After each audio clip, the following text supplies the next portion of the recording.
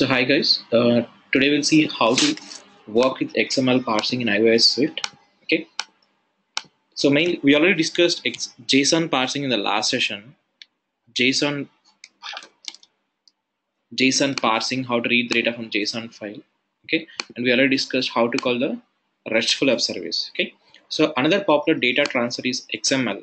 Okay, so even XML is used to transfer the data between the multiple technologies. So now today's session we'll see how to read the data from XML file, how to read the data from XML file, and this is also best example for for reading the data from XML file. We'll take an example. We'll take Google Places. We'll take okay. So Google Places is one of the best example for calling the RESTful web service. Google Places is the best example for calling what? The RESTful web service.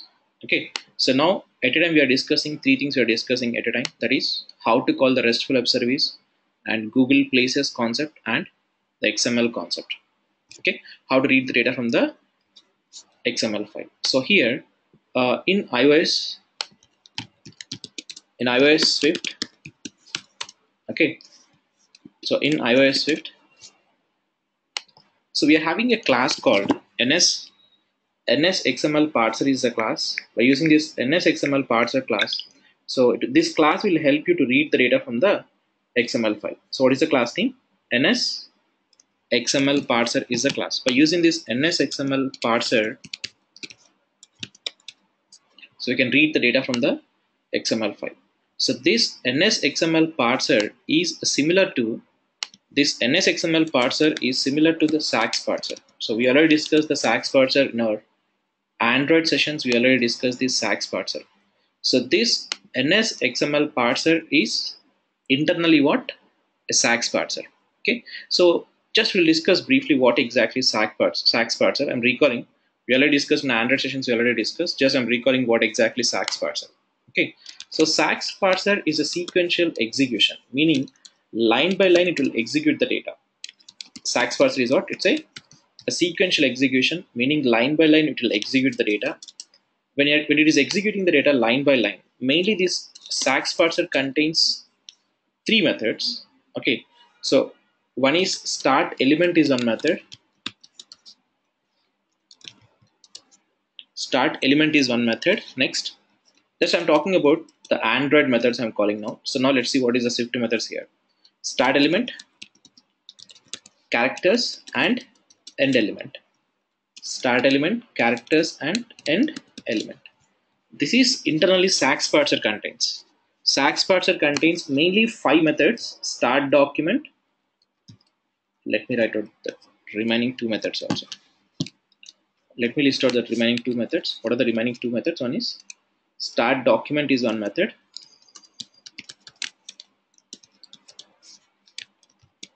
Start document, start element, characters, end element, and end document. These are the 5 major methods. These are the 5 major methods in the SAX parser. It's a sequential execution, meaning line by line it will execute the data. It's a sequential execution. Line by line it will execute the data.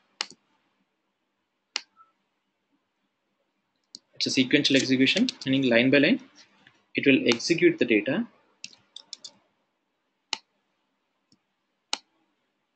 Okay, but here in case of this Swift, so there is a parser called what? NS XML parser is the class. Internally this NS XML parser is also what? Internally using what? SAX parser. Okay, so same logic is same here. Logic is same, but maybe method names will be different here. Method names will be different, but the logic is what? Same. So here only one method is there. It's an overloaded method. Okay, so we'll see practically what are the list of methods. So we use parser is a class in case of XML parser. It's an overloaded method. Okay, so now my requirement is, it's very simple. So I want to create the UI. I want to create like this. I want to create a button. I want to create called get data. I want to create a button here called what? Get data is a button. Get data. Okay. So whenever you click the get data button, my requirement is I want to hit the server. I want to hit the Google Places server. My requirement is I want to hit the Google Places server. I want to hit from Google Places server. From Google Places server, I want to get the response I want to get. I want to get the response from the Google Places server in a XML format. I want to get the response from the server. From Google Places server, I want to get the response I want to get from the Google Places server. Response from Google Places server, and that response I want to display in a table format. I want to display here. That response I want to display in a table format. I want to display here. One is the place name. So Google Places is going to give you what? Based on the input parameters, whatever you are passing here, based on the input parameters, whatever you are sending, okay, you'll get the response. Nearby place details you'll get. For example, if you specify the type ATM, if you specify, you'll get nearby ATM centers you will get. Okay, so this is my requirement. Whenever you click the get data button, so hit the Google Places server. Total 5 parameters you have to pass for this Google Places server. Have you remembered? First parameter is the position. We have to pass the latitude and longitude value. Okay, our current position. Second thing is nothing but response type, meaning what type of response you want to get. You want to get the XML response or in a JSON format. You want to get the response.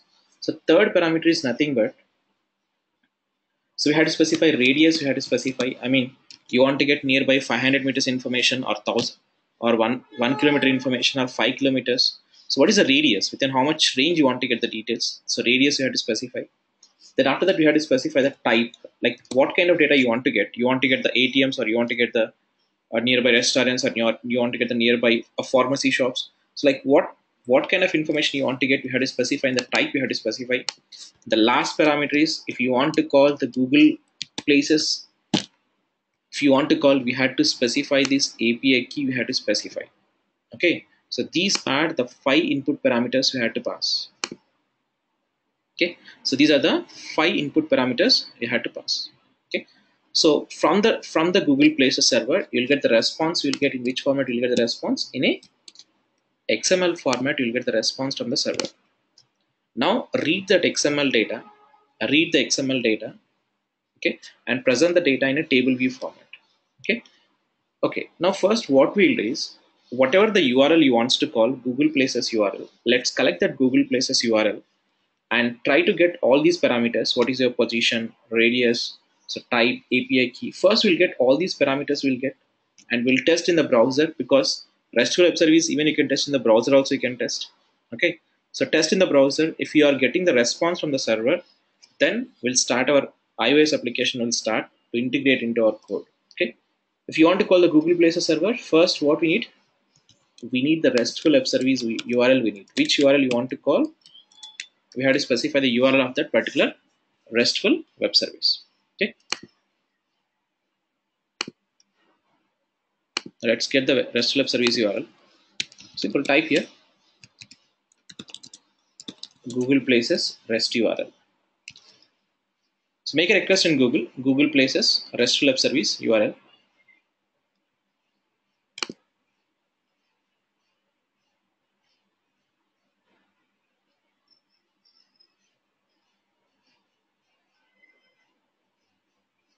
So you can find a URL, you can find. So here, let's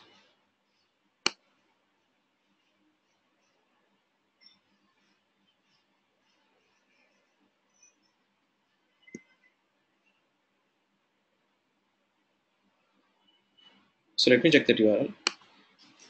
Location, radius, type, key. Yeah. So this is the Google Places RESTful web service URL. Let's copy this URL.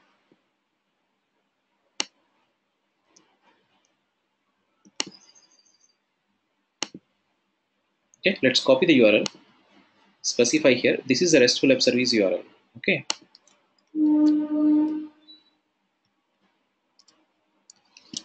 That's it.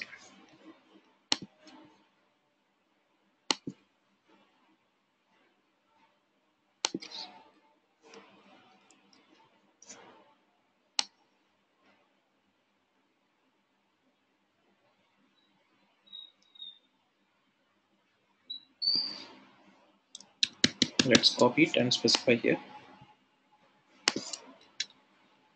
Okay. One second.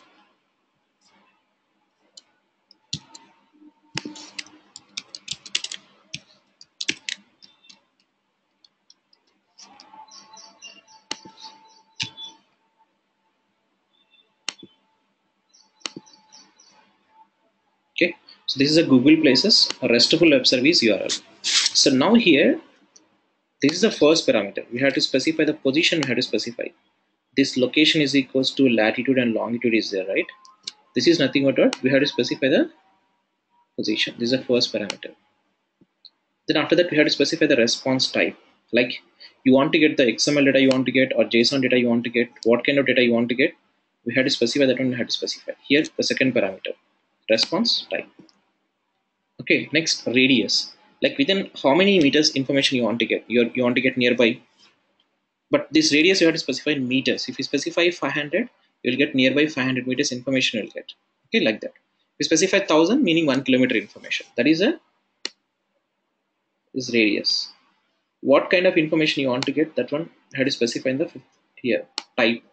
Like you want to get nearby ATM or bakery or museum or emergency or hospitals. Like what kind of information you want to get, you have to specify the type. You have to specify. And the last one is what? Let's specify the API key. Specify what? API key. Okay, these four parameters anyway we can get. Our current position right now, where exactly we are, the current position we can get, and we can get the resource type we can get, response type, sorry, not resource type.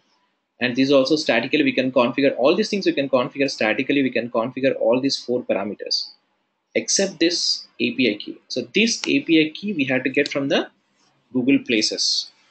This API key we had to get from the Google Places server. We had to get this API key. See the URL, whatever you open here. See in this URL only, if you see the first thing, or if you see the left side, you can find an option called get key. In the left side menu, you can find an option called what? Get a key. Let's select this get a key. Okay, select this get key. Specify here, log in with your Gmail account.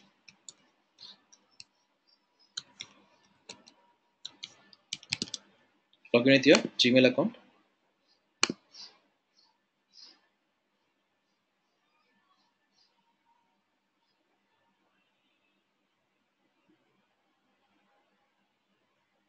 Okay, so if you want to create a new project, you can create, or you can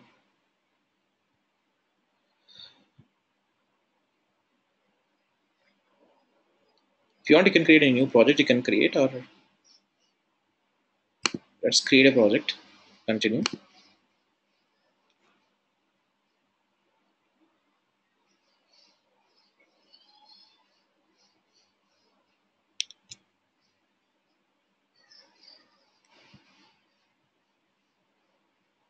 Okay, so here,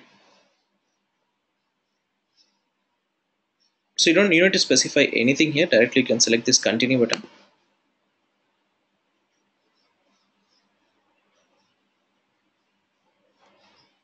This is what the API key. Let's copy this API key. Finish. Okay. So now, so what we'll do is, okay. So now in this URL,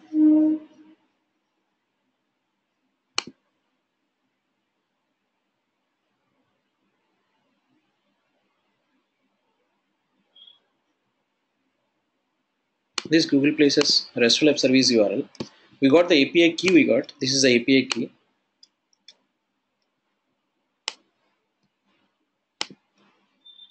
Let me check one second. We got the API key. We got okay. So this is a URL http colon and get the latitude and longitude value also at a time. Get the latitude longitude value of the current position. Okay. So I'll get the latitude and longitude. I'll specify the latitude and longitude value of my position. For example, right now I'm at Begumpet. Let's specify Begumpet latitude and longitude.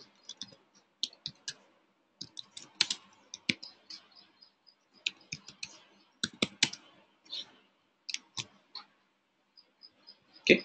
So these two are the Begumpet latitude values and longitude values. Okay. So now in this one, this is what the website. This is what the Google Places URL. These are the 5 parameters we have to pass. So give me a second.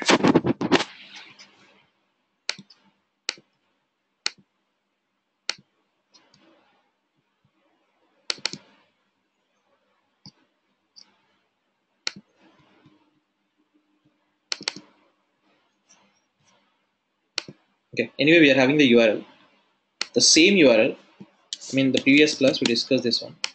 This is a URL. Okay, or you can get the, you can copy the URL from here. Earlier we this URL, copy the URL, and let's specify here better.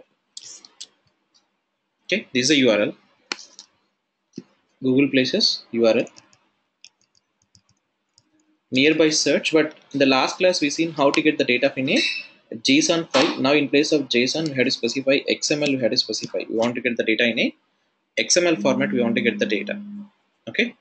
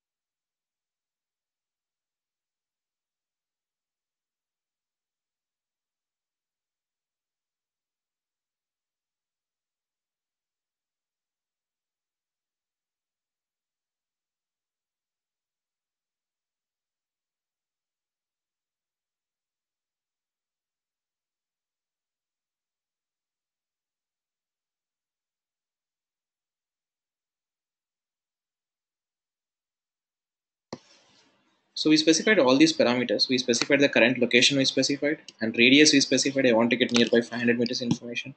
What kind of data you want to get? We specified type is equals to food we specified. Types is equals to what? Food we specified, and we don't require this name, and we require the API key required. We require this API key, and even we got the API key also we got here, right? This is what the API key. Let's copy this API key and specify here. Okay, so now copy this entire URL. Let's copy this URL and paste the URL in browser. Enter. XML, maybe some enter is given here. It should not contain any spaces or enters kind of thing.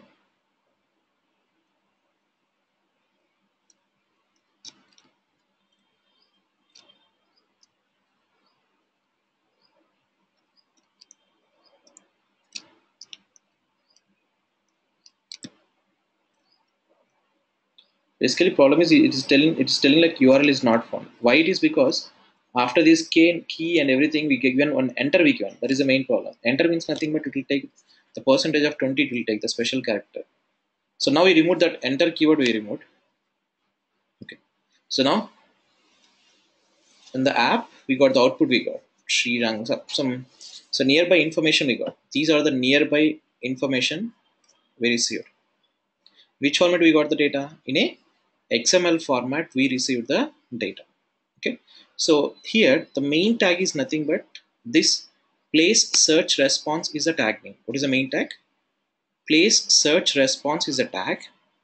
This tag contains an individual tag called result is a tag name.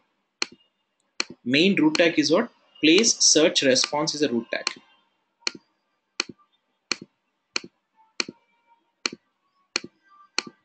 Let me check once. So main root tag is nothing but place search response is a root tag. Okay, place search response is a root tag.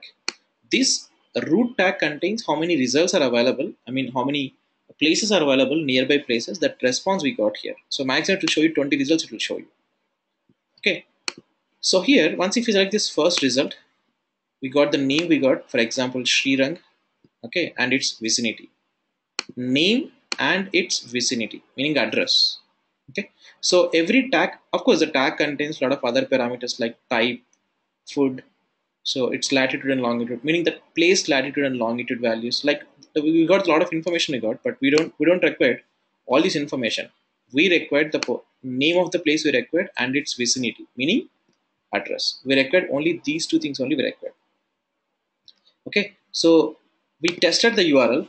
Web service is working fine, and we got the response from the server. We got the response in a XML file. We got the response. This is a final URL. This is the final URL of the Google Places server. Now the requirement is we'll call this. Now we'll call this one from the or iOS application will call. Now we'll call this Google Places data will call from our iOS application will call. Okay, let's create a project.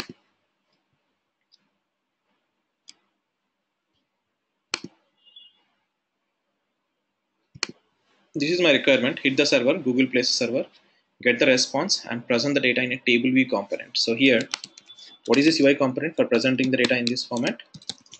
We are having a component called what? Table view is the component. Okay. So let's create a project.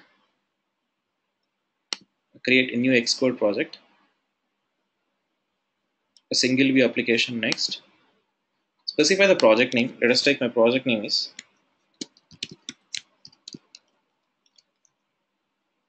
XML test is a project name. I'm creating a project called what? XML test is a project name. Next.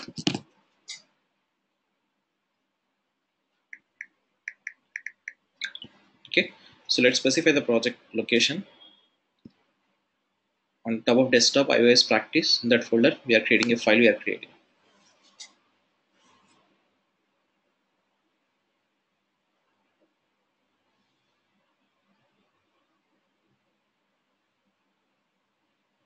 Okay, so project is created. First, let's open this storyboard, main storyboard. Let's specify the orientation for this, I mean the size.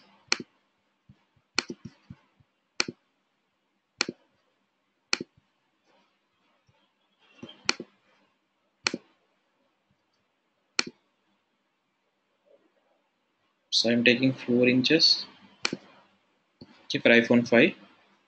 And here I want to create a table, I want to create a button I want to create. Let's create a button.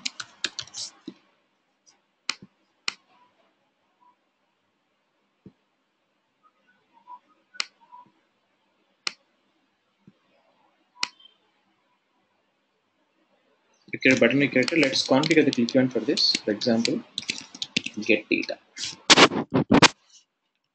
We'll apply some background color for this just for identification. Text color.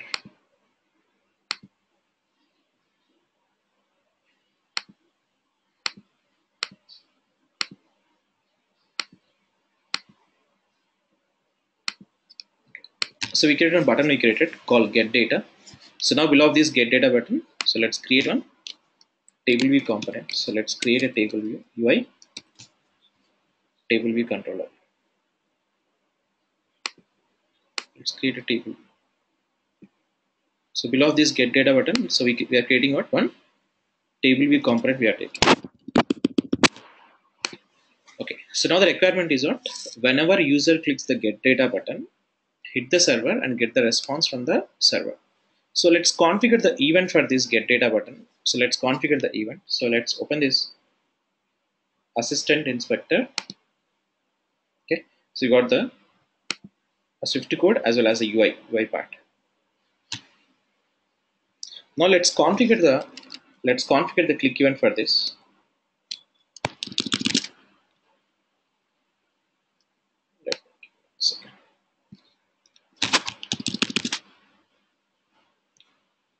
Okay, so here let's select this get data button, select control button and drag the select control button, drag on the XIB file. Let's configure the action. I want to configure an action for this. Okay, so specify the method name or function name. Get data is a function name and type is equals to what? UI button. Okay, we configured the action we configured for this button. We configured the action we configured for this get data button. So whenever you click the button, it will call this method. So as well as we require this table view component to set the data to this table view component. We need this UI component into our Swift file. So let's select this table view component, control, and drag the component. It's not an action, just we'll configure an outlet. So outlet means nothing but it's just like a variable. Okay, let's specify the variable name. So I specified table view, tv. Okay, so get data button, we configure the click event, and we created a table view component also we create. So UI part is completed, user interface part is completed. Now let's completely open the Swift file.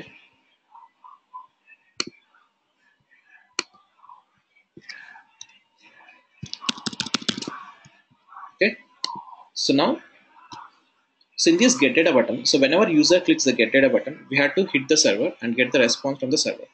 I told you, right, there is a class called NSXML parser is the class.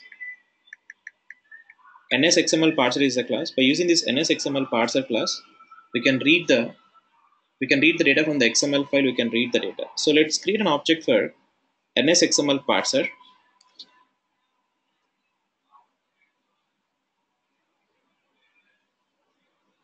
So first, what we'll do is, so globally we'll take one variable. We'll take where, for example, XML parser is equals to, what is the class name? NSXML parser is the class for reading the data from the XML file. NSXML parser. So globally, I declared one variable. I declared for reading the data from XML file. There is a class called NSXML parser is the class name. Okay. Now the requirement is whenever user clicks this get data button, I want to get the data from the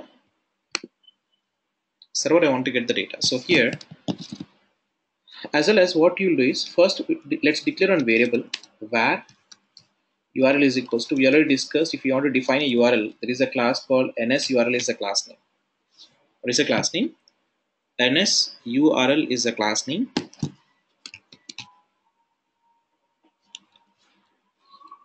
NSURL of string. So what is the URL you want to call? What is the URL you want to call that web service URL? Let's specify that URL in the second parameter. Let's copy the URL and specify here.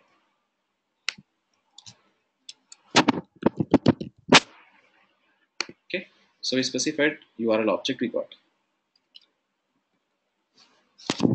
Now we have to specify XML parser is equals to, there is a class called NSXML parser is the class. NSXML parser is the class. Let's specify this one, contents of URL of, second parameter what we have to specify, NSURL object had to specify. So contents of URL, let's specify the NSURL object in this one. Okay, so with this statement, error is nothing but just this URL is nothing but, it's, if you feel like it's mandatory, definitely this value is will get. Let's specify this symbol.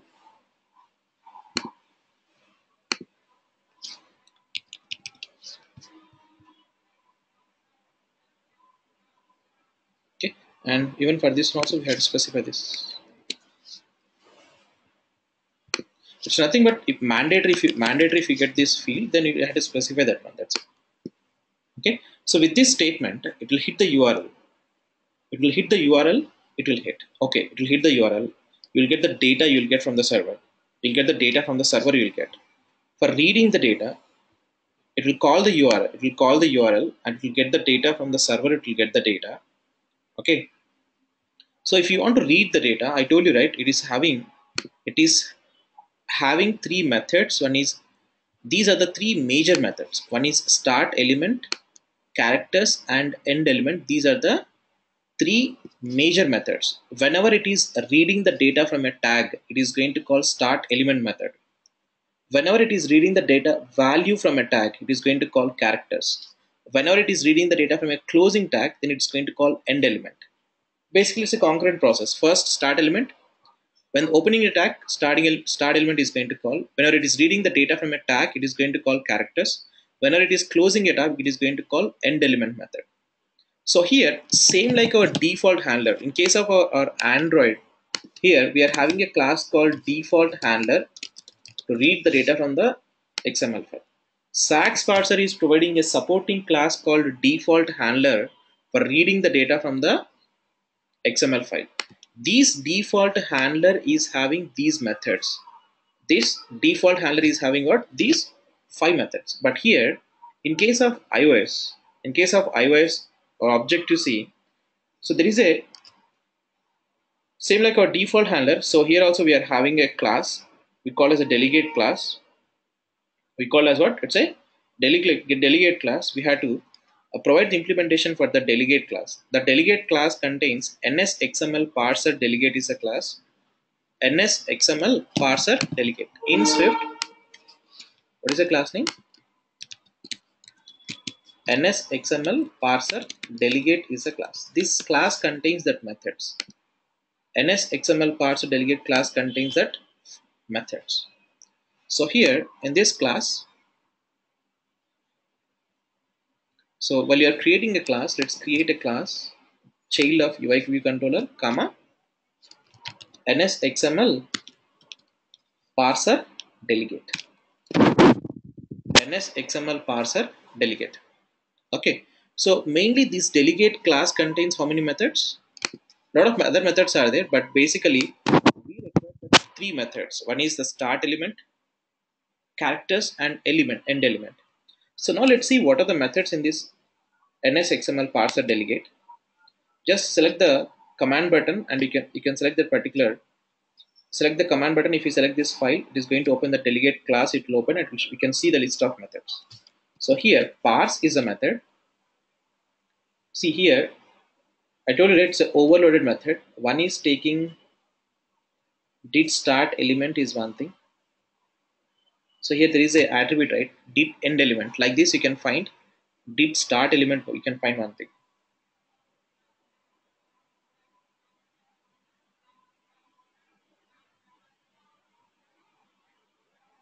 So we have to override this one. Did start element is one thing. And one thing, if the tag contains any data, if tag contains any data, it is going to call characters method. So parser, second thing, found characters. The second thing, and third thing is did start element, characters, and last one is did end element. Did end element. So we have to override these three methods. We have to override did start element. Next, second thing is found characters and end element. Okay, whenever it is reading the data from a tag, it is going to call this method. Whenever the tag contains any data, it is going to call this parse method.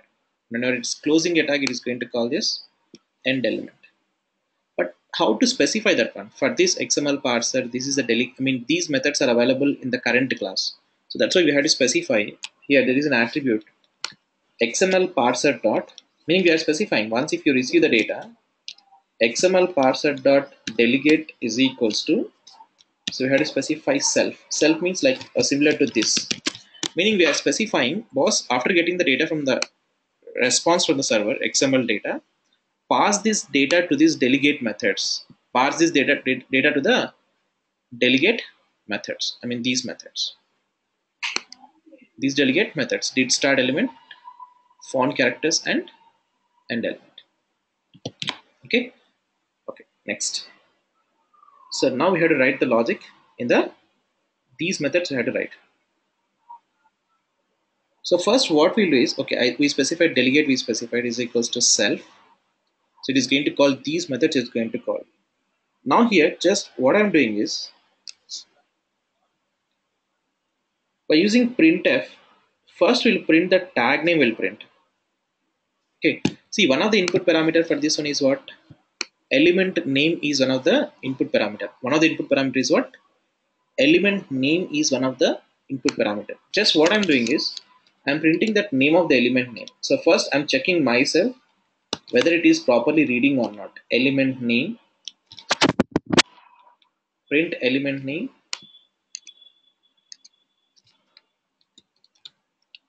print if characters, if the tag contains any data, in the second parameter found characters, the string is there, right? The string contains that data. Okay, closing the tag, print of end element.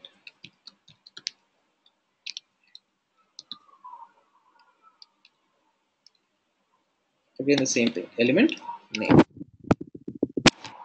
element name. So we'll run the application. So first we'll test up to this. Let's see in console, I mean in the output, whether it is reading the data or not, and whether it is parsing the data to the parser or not. We'll check up to this first.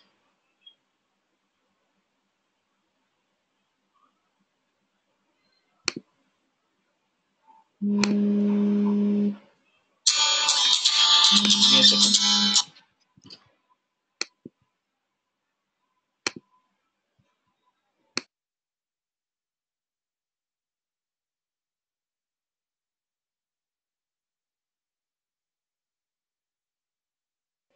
Okay.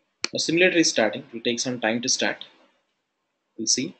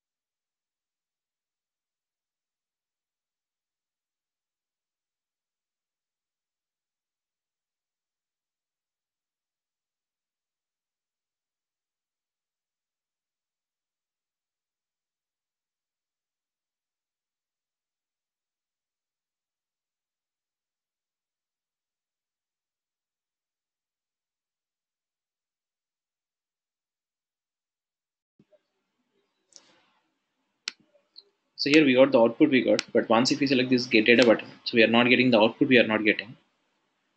Now we got, if you want to get the output, if you want to get, we had to call this, sorry, 1 second.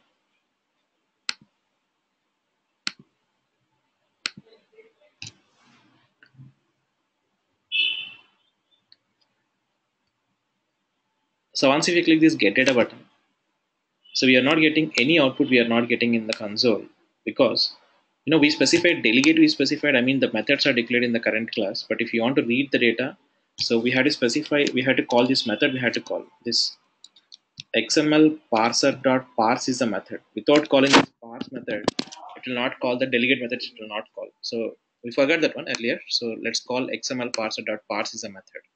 Now let's run the application.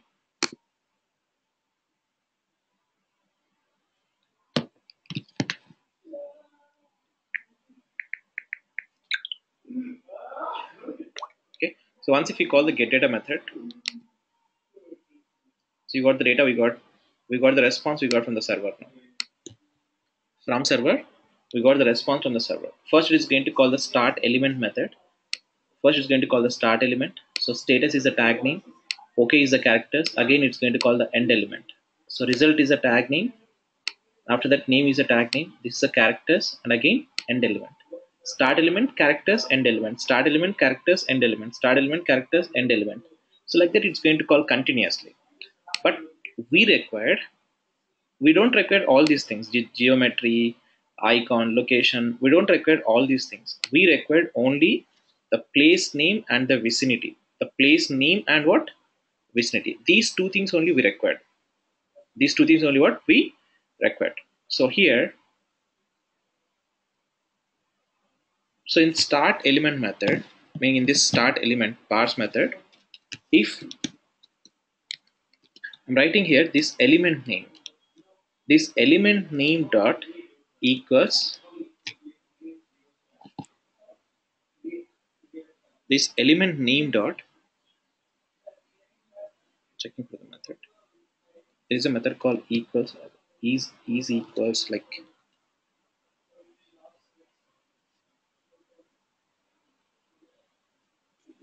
this element name dot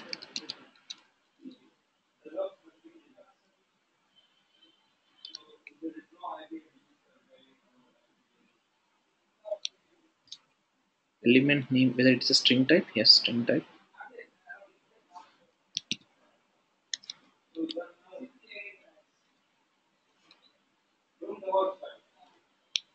is equals with string.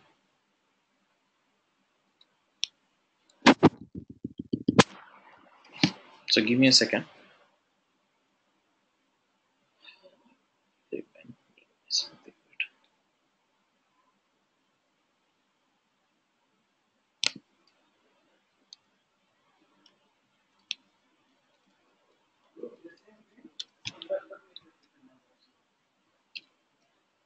If element name dot, let me check the method. There is a method called is equals method to compare the string. Okay.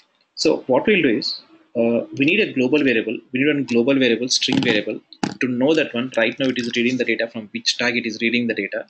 So globally, what I'm doing is I'm declaring one string variable. I'm declaring globally var element. I'm declaring global variable. I'm declaring var what element. It's a string type. So var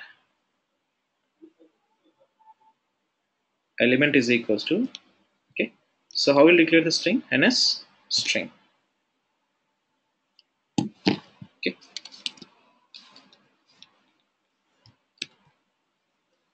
Ns string. Okay. So globally we declare one variable. We declared. What is a variable name? Element is a variable. Just to know it is reading the data from which tag. Ns string. Okay. So now in this parse method, whenever it is reading the data from a start element, let's specify here element is equals to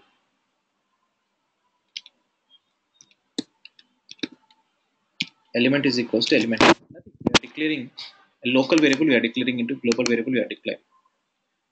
Now here let's compare if this element, so ns string is equals to string of result, meaning every individual record is identified with which tag? Result tag. Okay. Why it is not work is equals to, because earlier it's a method of ns string, not a string. Okay.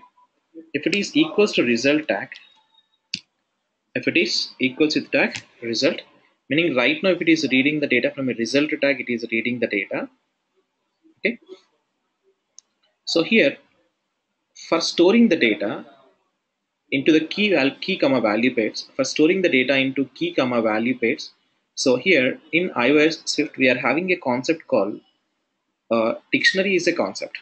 Dictionary is a concept which is used to store the data in a key comma value pairs. So dictionary is a elements is equals to, we are having a class called ns dictionary which is used to store the data in a key comma value pairs. To store the data in a key comma value pairs, we are having a class called what? Ns dictionary. And like this we'll get multiple values, we'll get like this. We'll get the multiple values we'll get. I mean multiple result objects we'll get, right? So for storing that one, so we'll get multiple result objects we'll get. So I'm specifying results is equals to its ns mutable array. You'll get multiple values, you'll get multiple result objects you'll get from the server. So that's why, okay, so we created a mutable array object we created. Okay, so now here whenever it is reading the data from a result tag, whenever it is reading the data from a results tag,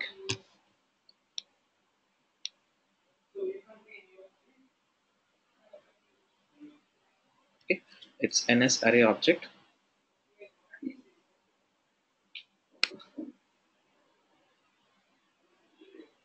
So here in the start element method, if this is reading the data from a result tag, meaning the first record, if it is reading the data from a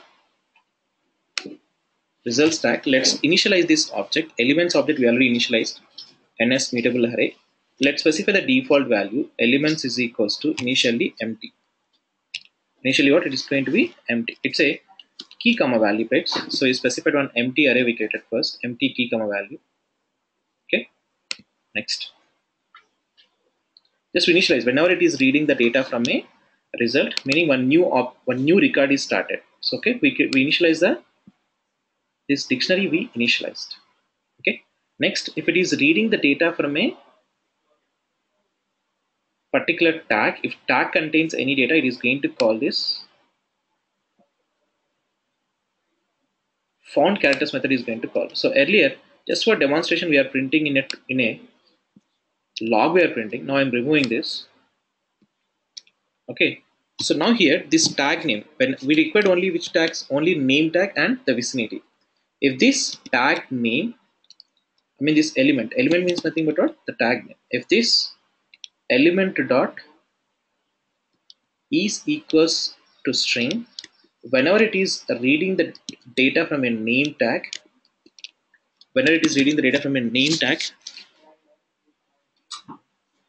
so here we require two variables we required. Okay, this is one thing, and if another thing is if element dot is equals to string, whenever it is reading the data from a vicinity, we need these two things. One is the place name, another thing is what? Place. So whenever it is reading the data from a name tag, we had to get the data we had to get and vicinity data we had to get. So for storing these things, globally I'm declaring two variables here. One is name, where name is equals to ns string. Okay, and second thing is we need the vicinity we need. So globally I'm declaring these two variables. I'm declaring ns string. Okay, name and vicinity.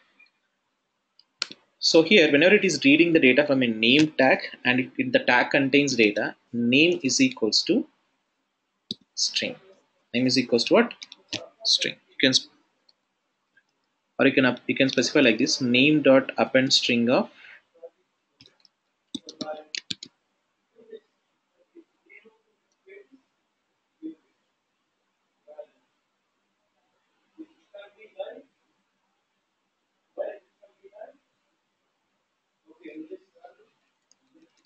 we can put like this: name is equals to string.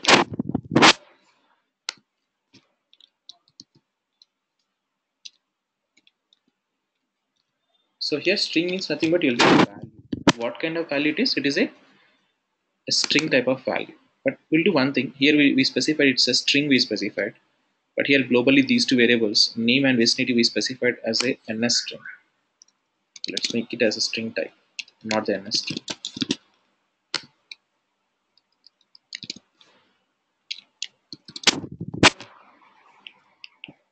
Okay, so getting the name and vicinity you are getting. So while it is closing the tag, meaning whenever it is closing the tag with the result tag, if this element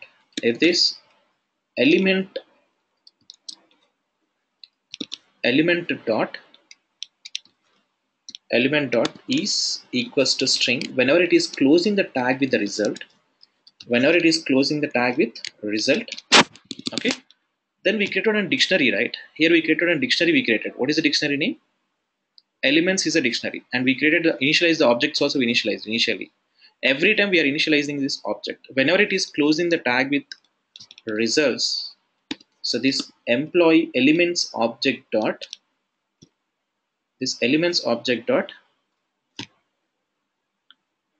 there is a method called set object is a method.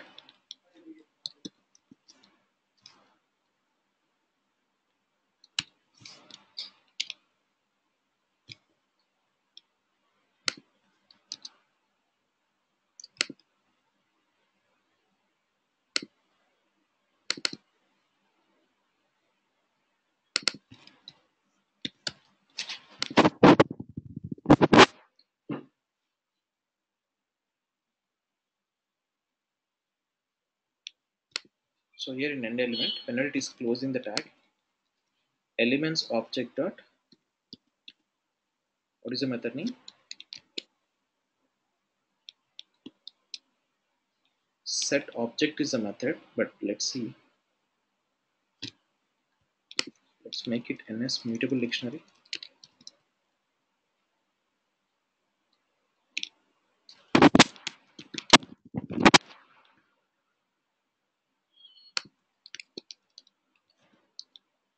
Elements object dot set object of, we had to specify the key, we had to specify key is one is name, and second parameter we had to specify the value, we had to specify value is what, name is a value, and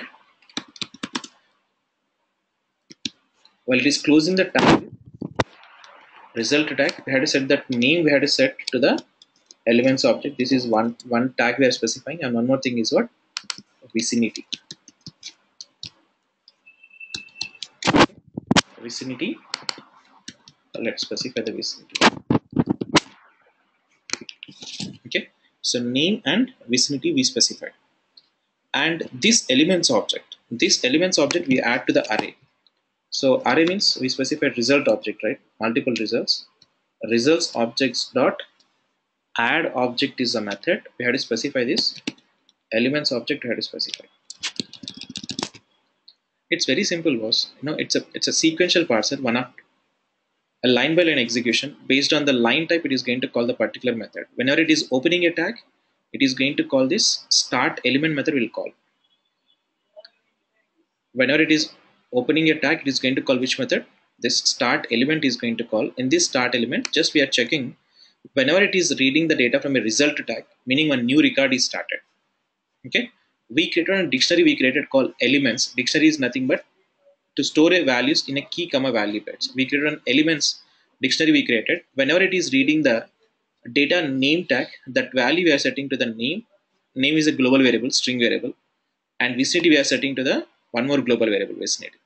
Whenever it is closing the tag with the result, meaning one result is completed, one place object is completed. So that name and vicinity we are setting to the dictionary we are setting. Next dictionary we are adding to the results objects are adding. Now the entire data is available in these results objects. Now this entire data is available in which object? In the results object, the entire data is available. Now the entire data is available in which object? Results objects, the entire data is available. If you want, you can print the results count, you can print like, so printf print results dot count. Just demonstration we are seeing. Let's see.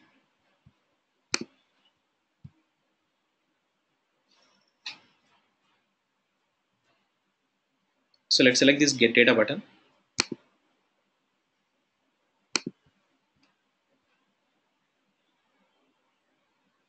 Basically, how many tags are available? That many times we got this one.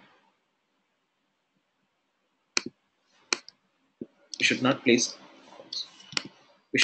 outside these results objects, because for every tag we got this one. We had to place inside this one result. Okay, add this elements objects, I mean dictionary, to the array. So now let's test the application. Let's see. Because if you place it outside, what will happen? For every end of the tag, it is going to call that method. It's going to call. So that's why we got that much count we got. But basically, we don't have that much records. Hardly.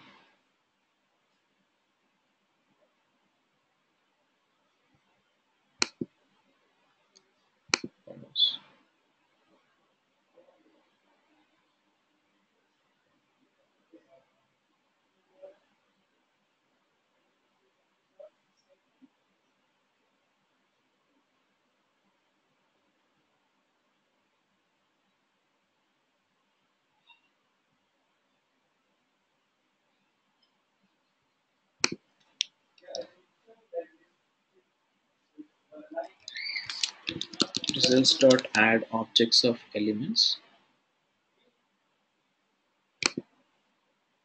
Are you not getting the output here?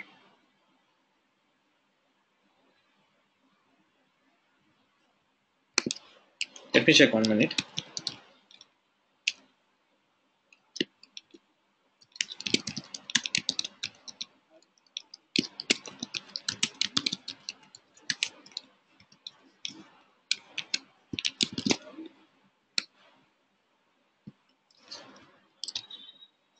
From result start tag,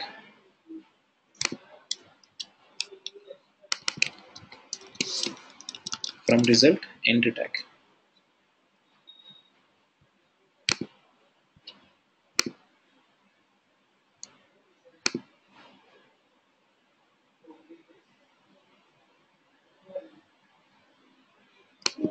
Get data button. So we got only start tag only. We got start tag, start tag, start tag. Why this end tag is not calling? We specified right thing only, right? If element dot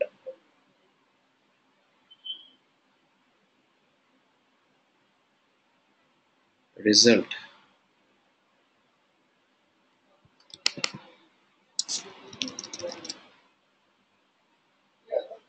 is it spelling is wrong? Is equal to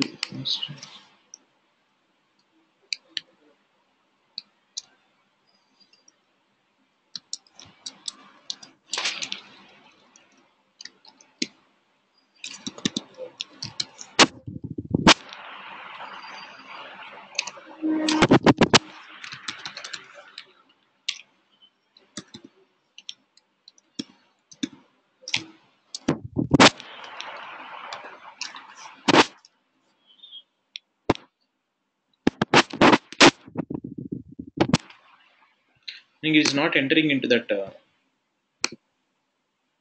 this end tag element. Okay, let me check once.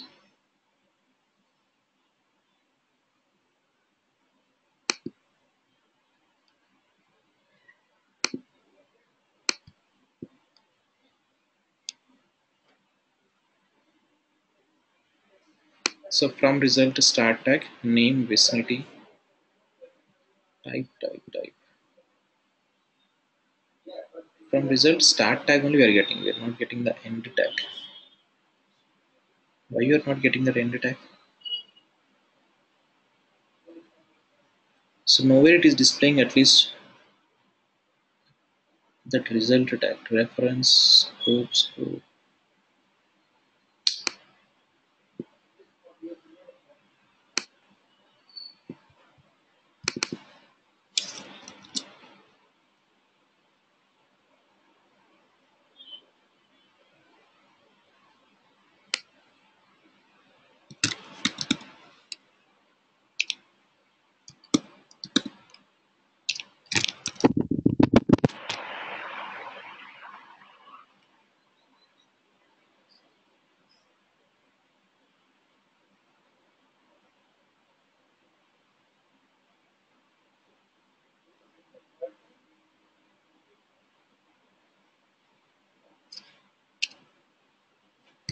Now we'll test once. Let's see.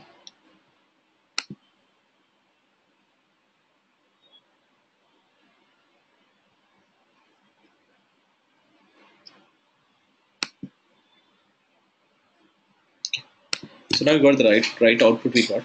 So we have to check why it is not calling this. But anyway, we have got the output we got. Start tag, end tag, first record. So total how many records are available? Total 20 records are available. Total how many records are available? 20 records are available. So print results.count. We got 20 records are available in that list. So now what we have to do is, meaning 50% of the work is completed. That is, we got the response we got from the server. That entire response we stored into this dictionary. Into that entire response we stored into this array we stored. That is where results array we stored the entire data we stored into this array we stored results array. Now whatever the data is there in this array, we had to present the data we had to present on a table view component. For presenting this one, we created a UI component we created called table view component. Now we have to present that array data we have to present on the table view component. For this one, what we have to do is, let's select this table view component, control and drag this table view component on the view controller. Meaning we are specifying for this table view data is available in this view controller class. So we have to specify data source. At the same time, even the delegate methods. The delegate methods for this table view component is also available in this view controller class one. Now we specified the data for this table view component is available in this view controller class, and table view contains so delegate methods. So ns table view.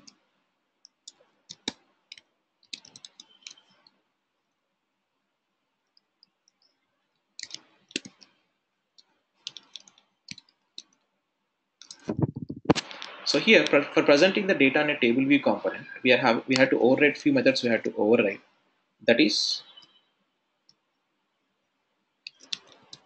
number of sections, number of rows in a section, but we had to override the two methods. We had to override. One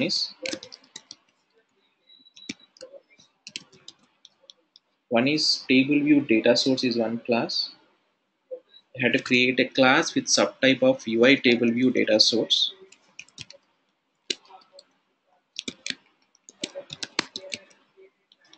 This is one thing. UI table view data source, meaning we are specifying the data is available in this class. Okay.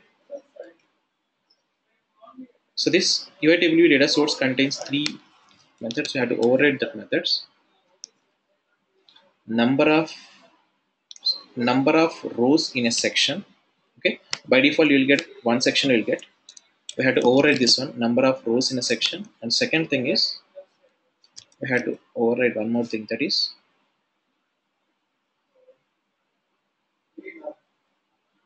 UI table view cell, this thing. So these two methods we had to override. Okay. The return type of this one is UI table view cell is one thing, and here the return type of this method is what? It's an integer. So we have to specify how many rows you want to present in a section. So return, the array object is there, right? Results objects dot, we have to specify the count. We have to specify. So how many results are available, that many rows you will get here. Okay. Individual item, whatever the item you want to present, let's get the table cell here. UI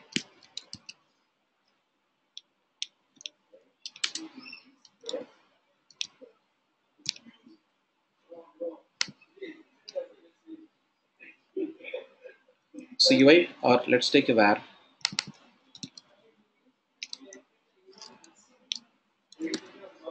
cell is equals to UI table view cell. We create an object. Let's return this object. Return the cell. Okay. So now for this one, for this table view cell, table views dot text label dot text is equals to whatever the data you want to present. Let's specify the data here. Okay. So data is nothing but I want to display that name and vicinity I want to display. So first what we'll do is we'll take one string variable. We'll take here. Let's take variable data is equals to. So that dictionary is there, right? What is the dictionary name? The enter data is available in the results objects. So results dot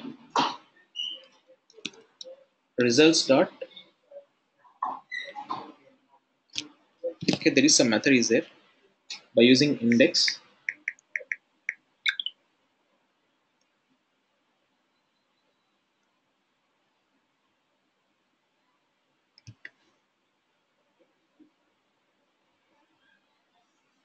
Okay, so there is a method called object at index, I guess.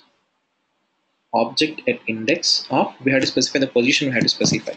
See this index path, you'll get the position. Meaning right now this index path object dot row is a method, so that you'll get the current row index you'll get. So here from that array we'll get the individual object we got. From this object, so we have to get the value we have to get. So there is a method called value for key is a method. Value for key of, we have to specify the key. We have to specify what is the key. Name is a key. Okay, so get this value as a string, as ns string. So what you'll get here? Name we are getting.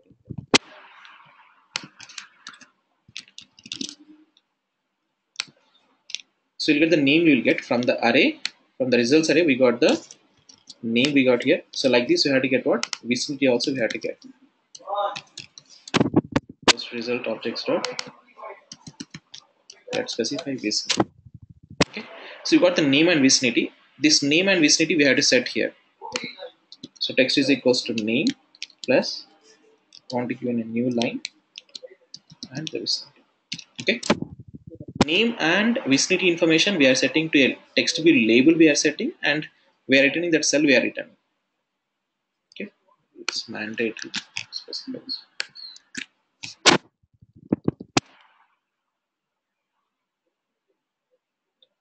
It is giving an exception at name only. Let's specify what is error.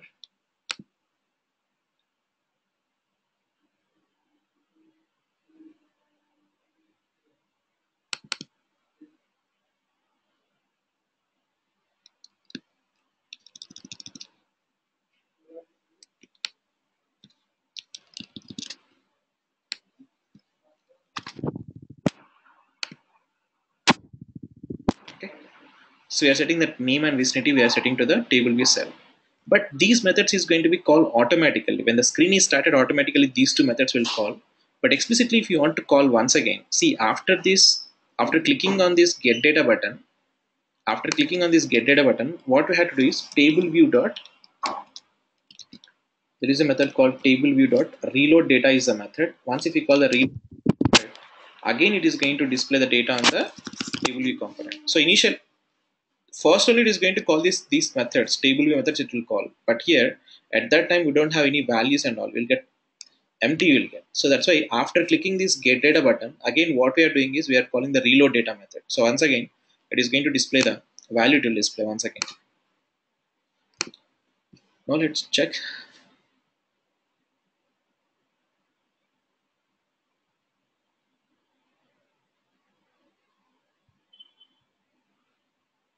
So get data button.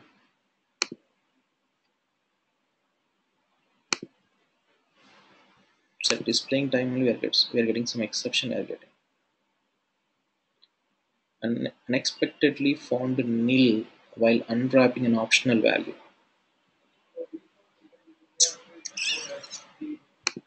So we are getting nil we are getting. So is it keys are correct while you are adding the data, name and vicinity? One is name and second thing is vicinity. VICINITI.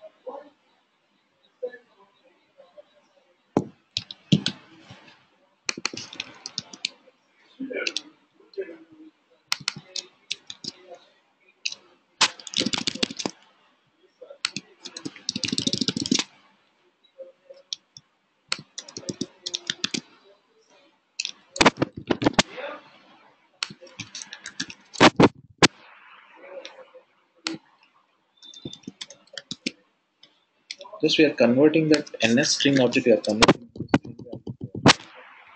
So just I'm making some experiment whether it will work or not.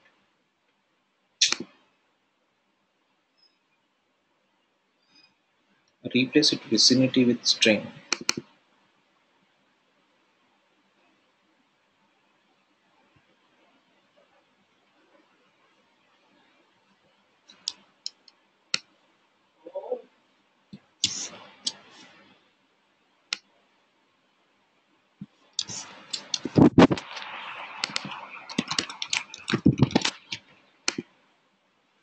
Name also has string.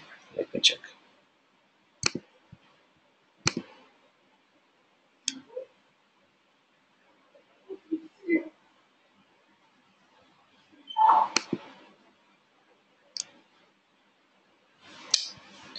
So at reading time when it is giving an exception, it is giving the data we got.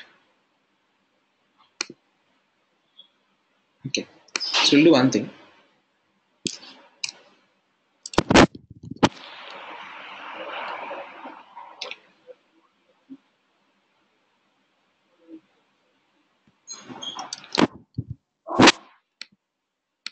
Let first initially let's leave about this vicinity. The only the name we'll see at least. Okay.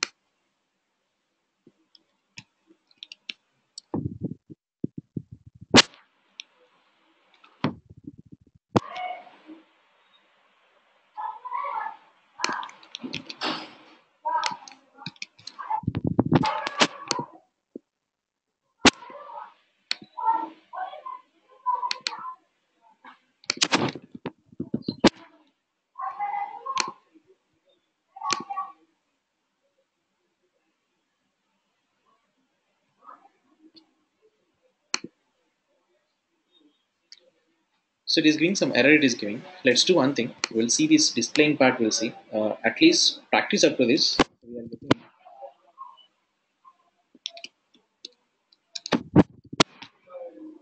so we are getting the response. We are getting from the server. We got 20 records. We got. Let's test up to this whether it is. Let's practice up to this whether are we able to read the data by using XML parser or not. Now we'll see. The next class we'll see what is the problem, why you are not able to display the data on a table view component. We'll discuss in the next class. Okay. So thank you guys. See you tomorrow.